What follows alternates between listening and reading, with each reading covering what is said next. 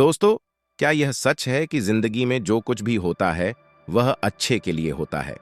आइए एक कहानी के माध्यम से इसे समझते हैं। जंगल में एक राजू नाम का व्यक्ति महात्मा से मिलने आया। वह बहुत दुखी था और रो रहा था। महात्मा ने उसे समझाया कि चिंता मत करो, जो कुछ भी हुआ है वह तुम्हारे अच्छे के लिए है। लेकिन राजू गुस्से में बोला, आप कैसी बातें कर रहे हैं?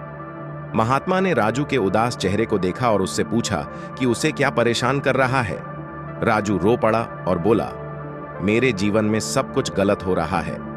चोरों ने मेरा सारा सामान चुरा लिया है और अब मेरे पास घर जाने के लिए कुछ नहीं बचा है। महात्मा ने कहा, बेटा, जो होता है अच्छे के लिए होता है। राजू ने कहा, आप कैसे कह सकते हैं कि यह मेरे लिए अच्छा हुआ है? दरअसल राजू जंगल के रास्ते आ रहा था। आते समय जंगल में कुछ लुटेरों ने उसका सामान छीन लिया और उसे निहत्था छोड़ दिया। महात्मा ने धैर्यपूर्वक सुना और फिर धीरे से मुस्कुराया। फिर उन्होंने कहा, मेरे प्यारे राजू, जीवन में जो होता है वह अक्सर सबसे अच्छा होता है। मैं आपको समझाने के लिए एक कहानी सुनाता हूं, क्योंकि यह कहानी आपकी जिंदगी बदलने वाली है। एक बार एक भीषण तूफान ने एक गांव को जबरदस्त तरीके से प्रभावित किया। उस गांव में एक गरीब किसान और उसका परिवार रहता था, जिनके पास मुश्किल से खाने के लिए पर्याप्त धन होता था। उनके पास थोड़ा सा अनाज जमा था, लेकिन तूफान ने उनके घर की हर चीज को तबाह कर दी। किसान के बेटे ने उसे सांत्वना देते हुए कहा कि अगर सब कुछ चला गया तो कोई बात नहीं, जो हुआ अच्छा हुआ। इससे किसान बहुत नाराज हो गया। उसने अपने बेटे को डांटते हुए पूछा कि जब उन्होंने अपना सब कुछ खो दिया है, अपना भोजन और अपना आश्रय, तो वह इतनी मूर्खता से कैसे बोल सकता है? वह बहुत गुस्से में था और उसने अपने बेटे को यह कहते हुए घर से निकाल दिया कि वह यहाँ रहने के लायक नहीं है। लड़का रोता हुआ चला गया और शाम होते होते भी वह घर वापस नहीं आया। किसान को एहसास होने लगा कि उसने अति कर दी है, लेकिन अब कुछ नहीं किया जा सकता था।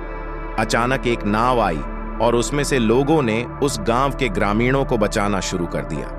किसान की पत्नी ने कहा, देखो, अच्छा हुआ कि लोगों ने हमें बचा लिया। किसान ने उसे डांटा, तुम मूर्ख हो, क्या तुम नहीं देख सकती कि कुछ भी अच्छा नहीं हुआ है? उस घर में एक विशेष बोरा रखा हुआ था। इस बोरे में कुछ बहुत कीमती था, लेकिन तूफान में सब बह गया।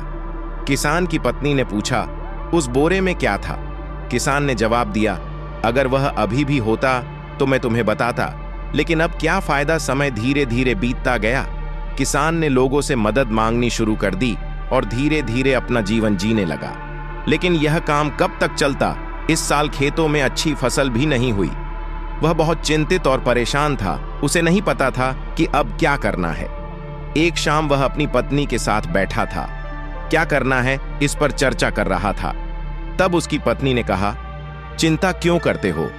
क्यों न शहर जाकर वहां कोई काम ढूंढ लिया जाए? कुछ समय बाद हम अपने जीवन यापन के लिए पर्याप्त पैसा जुटा लेंगे। किसान सहमत हो गया, तुम सही कह रही हो। अगले दिन वह काम की तलाश में शहर गया। उसने हर गली में काम की तलाश की, लेकिन किसी ने उसे कोई काम नहीं दिया। अब उसे बहुत चिंता होने लगी और वह परेशान हो गया कि चीजें कैसे बनेंगी और वह अपने परिवार का पालन पोषण कैसे करेगा। उसका अब घर नहीं था। तूफान के बाद उसने किसी तरह से घास से एक छोटी झोपड़ी बना ली थी।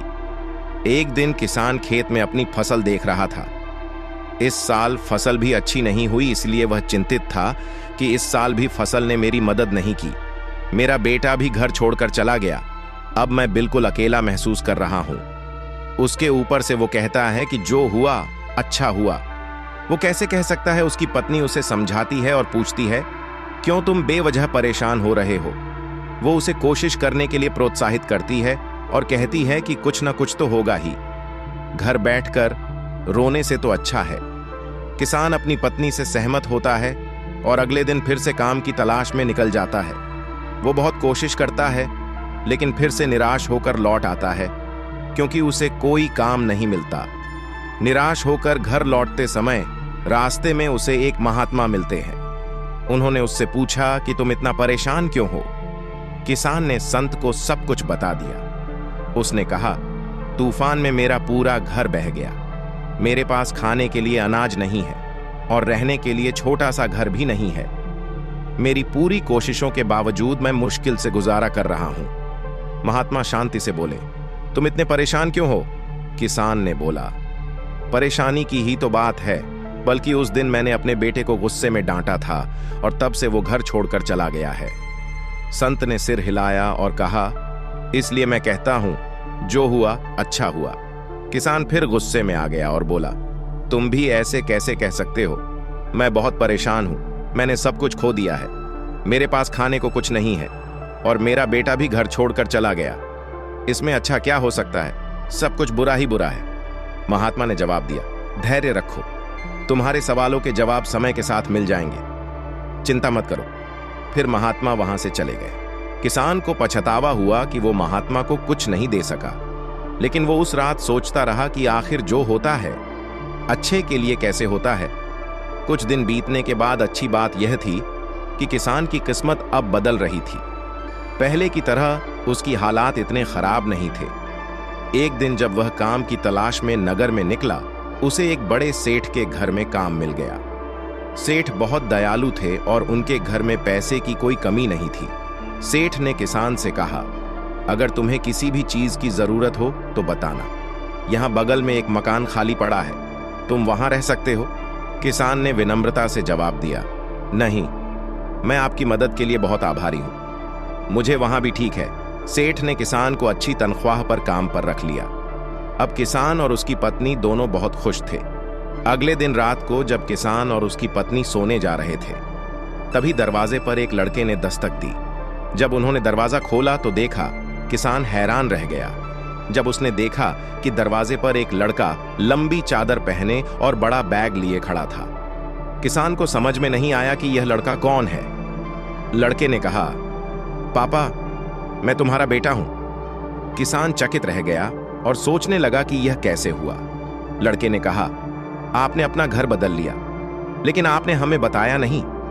मैंने गांव वालों से पूछा और उन्होंने बताया कि आप यहां रहने लगे हैं। दरअसल उस दिन जब मैं काम की तलाश में निकल गया था तो मैंने दूर शहर में व्यापार शुरू किया। वहां मुझे अच्छा मुनाफा हुआ और आज मैं उसकी बदौलत आपको मिलने आया हूं। और लड़के ने बताया कि उसने नगर में एक नया घर बनवा लिया है।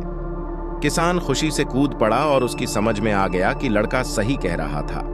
लड़के ने कहा, पापा, मैंने कहा था ना कि जो कुछ भी होता है अच्छा ही होता है। अगर उस दिन मैं बाहर नहीं जाता और सब कुछ ऐसा होता तो शायद मैं यह सब आपको नहीं बता पाता। अगर मैंने ऐसा नहीं बोला होता तो आप मुझे घर से बाहर नहीं भेजते और मैं काम की तलाश में नगर में नहीं आता। किसान ने कहा, हाँ, अब मुझे समझ में आ गया है, सही बात है। देखो, उसकी वजह से मुझे भी एक बड़े घर में नौकरी मिल गई है। अब हमें डबल फायदा हो रहा है, डबल मुनाफा और डबल पैसे। हम तो अब मालामाल हो गए हैं। किसान और लड़का खुशी से उछल पड़े। इसके बाद महात्मा ने राजू को समझाया कि जिंदगी में एक बात हमेशा याद रखनी चाहिए, इंसान की सोच इतनी बड़ी नहीं होती कि वह प्रकृति के फैसलों को समझ सके। महात्मा ने राजू को बताया कि इंसान कभी कभी नहीं समझ पाता कि जो कुछ भी उसके साथ हुआ वह उसके लिए अच्छा था। लोग केवल आज की मुश्किलें देखते हैं और सोचते हैं कि सब कुछ बुरा हो रहा है, लेकिन अगर आपकी नीयत सही है और आपका दिल साफ है तो कभी भी कुछ बुरा नहीं होता। महात्मा ने कहा, जब भी तुम्हारा बुरा समय आए, याद रखो कि यह भी गुजर जाएगा। समय चाहे कितना भी खराब हो या तुम्हारी जिंदगी में कितनी भी समस्याएं हो, एक दिन सब कुछ ठीक हो जाता है और सब कुछ आसान लगने लगता है। बुरा समय सबके जीवन में आता है, लेकिन हमें बुरे समय का सामना करने की आदत डालनी चाहिए। ऐसे वक्त में कोई ऐसा कदम न उठाएं जिसके लिए आपको बाद में पछताना पड़े। बुरा समय भी कुछ अच्छा लाने का संकेत हो सकता है, भले ही इसका एहसास हमें देर से होता है। जब इंसान का समय खराब होता है तो उसकी सोच भी सही से काम नहीं करती। समय बदलता है और बुरा समय भी गुजर जाता है। समय ठीक हो जाता है, लेकिन उस राजू ने कहा, सारी बातें ठीक है, लेकिन मेरा सब कुछ चोरी हो गया है। इसमें अच्छा क्या है? मेरे पास अब कुछ भी नहीं बचा।